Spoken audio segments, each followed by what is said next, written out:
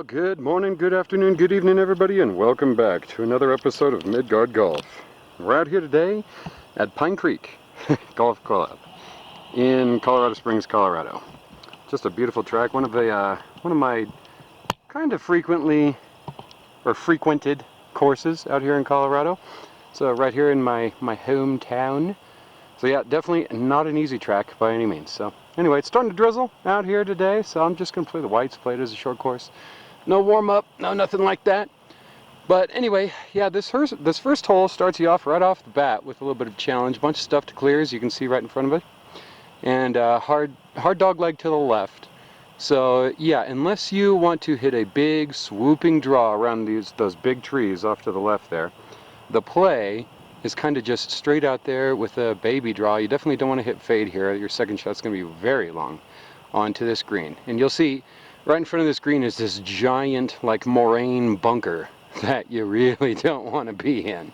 So yeah, club selection on the second shot is going to be key.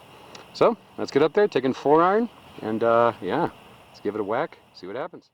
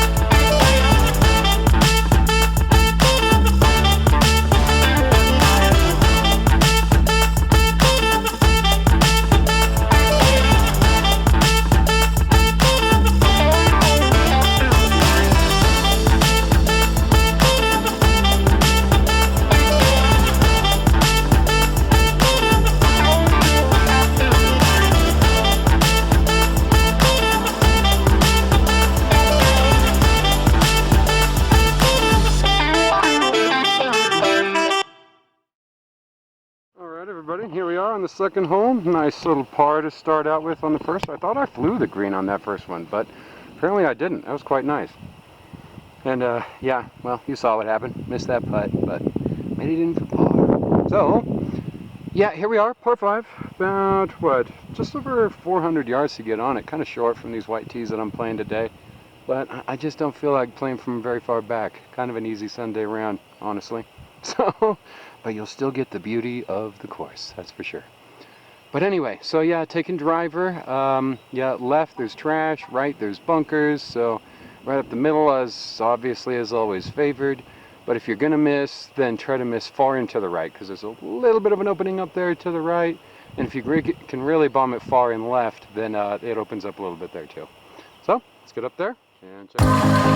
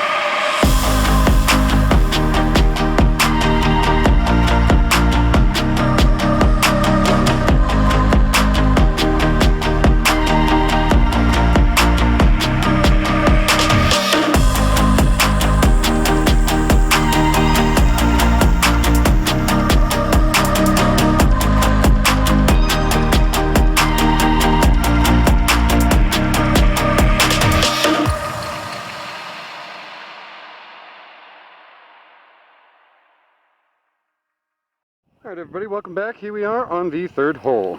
Starting off with 2 pars there, yeah, you gotta love that. But anyway, so third hole. Dogleg right par 4. If you take the straight line straight out in front of us here for the tee shot, then something like your 220, 225 club is optimal. If you want to take driver and hit a bomb, then yeah, over the bunkers off to kind of the middle right is the way to go. You can see those. But yeah, so I'm going to take 2 iron and try to skirt the edge of the bunkers off to the right there. Not really going for a super pound shot, just kind of get up there and give me a nice, easy, shorter shot onto the green. Because yeah, this green being uphill from the landing area out there is it's kind of tricky to hit and stick. So let's get up there. Let's find out.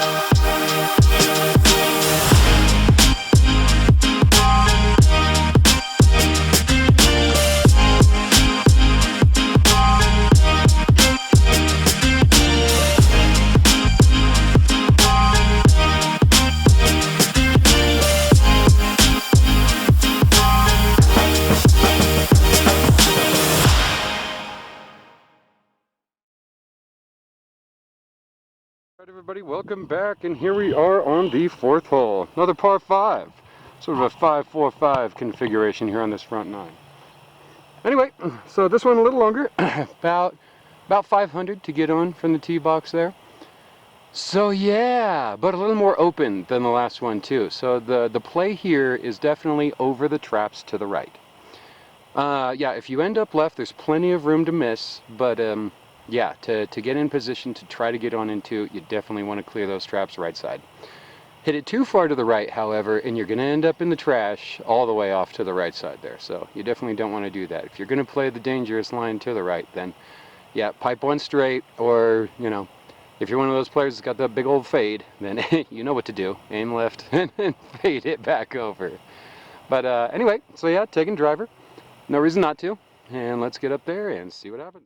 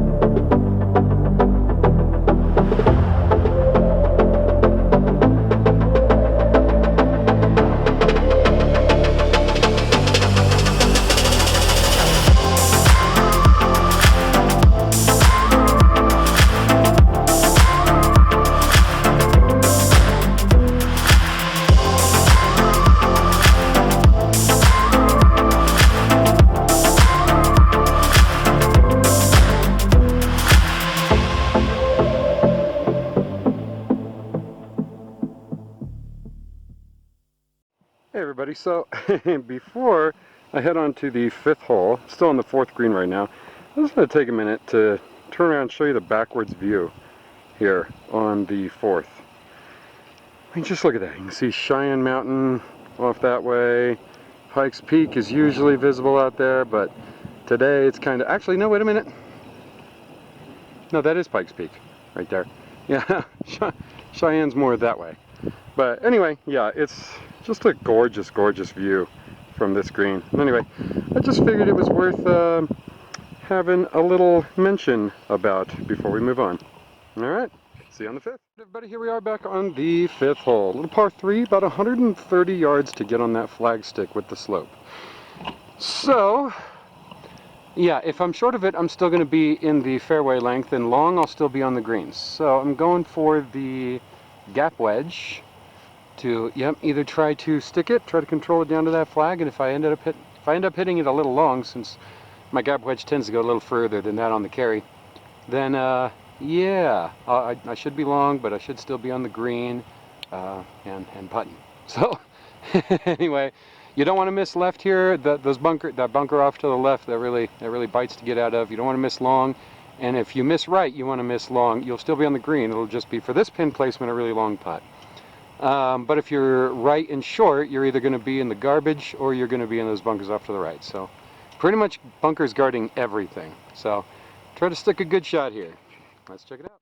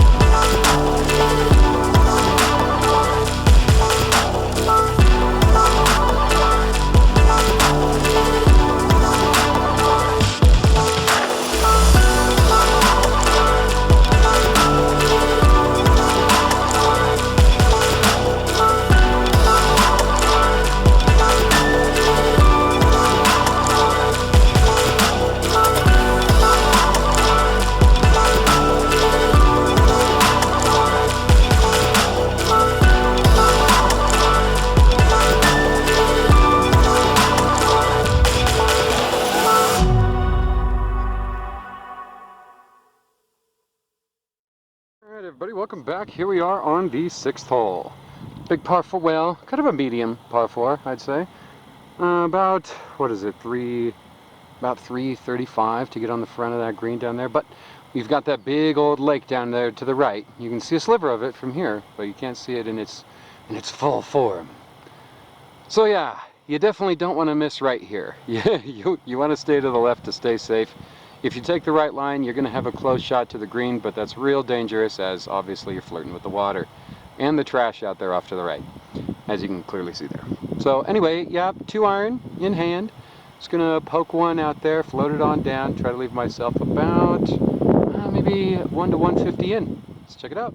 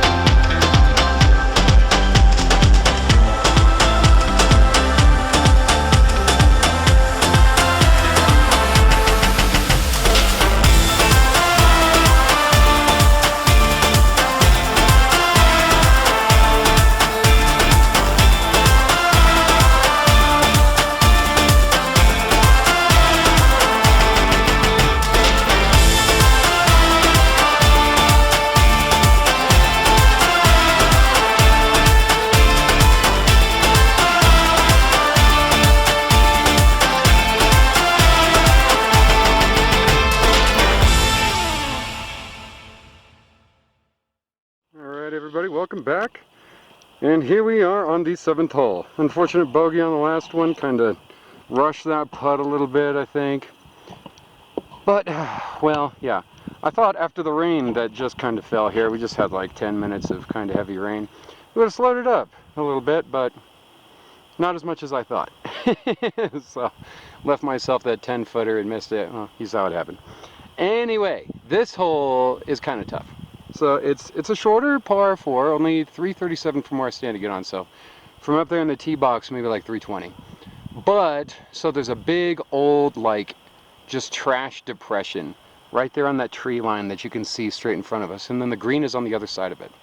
So you can see a field goal of trees off to the left, really, really skinny. There's continuous fairway through there, albeit very thin.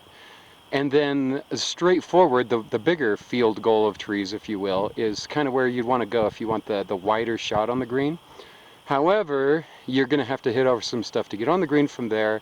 And to hit driver right off the bat, you're probably going to land in the stuff, in the Obi-Wan Kenobi. So I like to take a 5-iron out here and play it out to that right field goal of trees, and then leave myself about a 54-degree wedge to get on. So let's execute that plan. See if we can make it happen.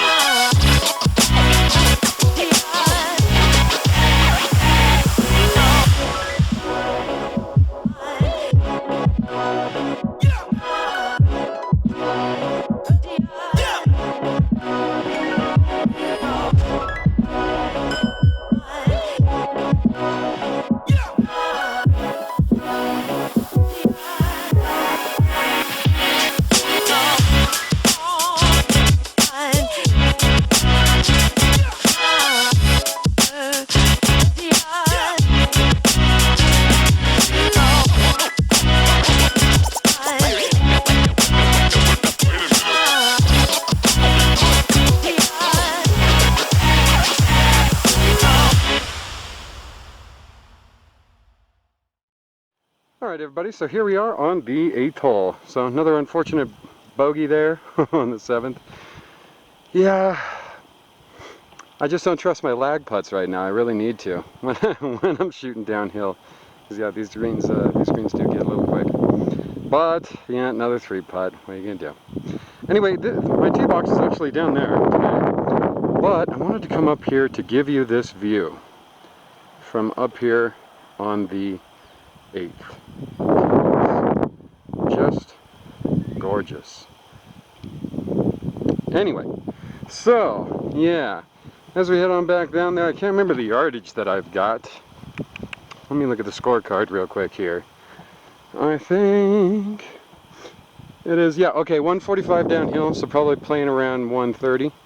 So yeah, betting, but then pins in the back today, so I should probably play it about the number. So probably a gap wedge. Yep, throw that up on back there. You definitely don't want to miss left. If you miss left, you're going to be in that steep junk down there. Now I have been down there before, and I actually scooped it up and put it on the green, but it's a act of God shot over there. So if you're going to miss to the right, yeah, you'll have a downhill chip, but at least you'll be safely up in play. And yeah, anyway, at all costs, try to stick this green. All right, let's get up there and check it out. Get it done.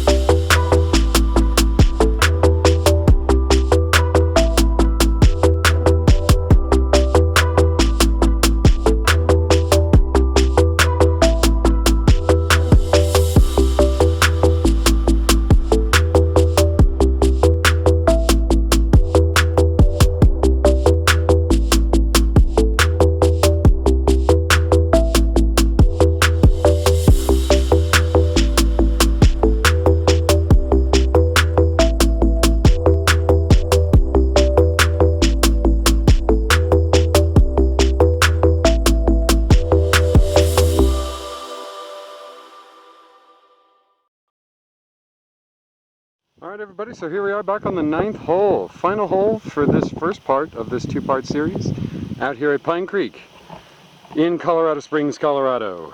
So yeah, thank you for watching today. Please drop us a like and a subscribe if you feel so inclined. And if not, well, it was good to have you anyway. So, this 9th hole here, about 340 to get on, hard dog leg left. So if you're feeling frisky, then going over those big trees off to the left will put you in a really good position to get on. So, but what I'm going to do is I'm just going to play 8 iron straight out there, try to put a little bit of draw on it, and give myself about 140 in to this elevated green. Beautiful finish to this front 9. So, let's get up there with this 8 iron stick and see what happens. So, you'll notice I changed my gloves. So I've been wearing my rain gloves all day, anticipating heavier rain. And then it came for like 10 minutes and then went away. So yeah, back to my regular glove. So let's get up there and check it out.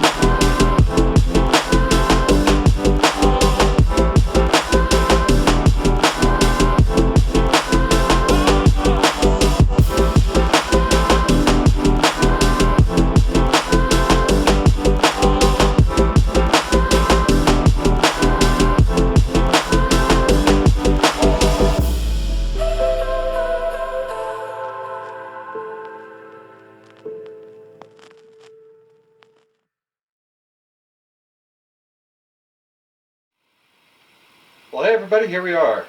And this concludes the first part of this two-part series over at Pine Creek in Colorado Springs, Colorado.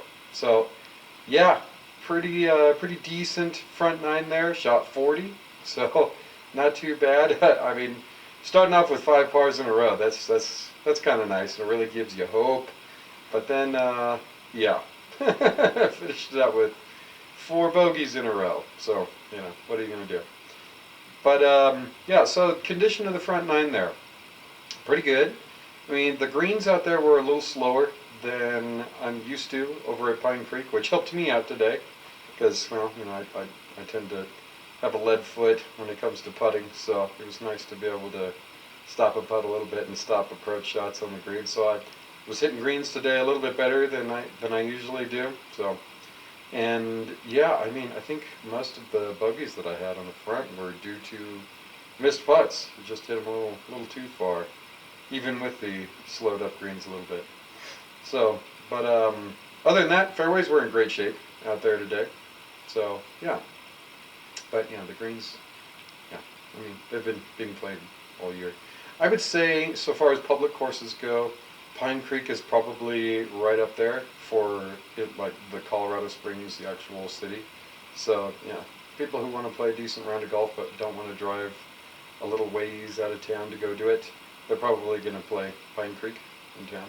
If they aren't members somewhere, there's several private clubs in town, Kissing Camels, Flying Horse. I think Woodmore up in Monument is back to being fully private. So yeah, that, and then of course the Broadmoor, and what the is it Shining Mountain or Cheyenne Mountain Resort course, something like that I think you can get a membership to. But yeah, there's several courses that are private that are real nice. Oh, and then the Colorado Springs Country Club. That's right. Yeah, that's another one.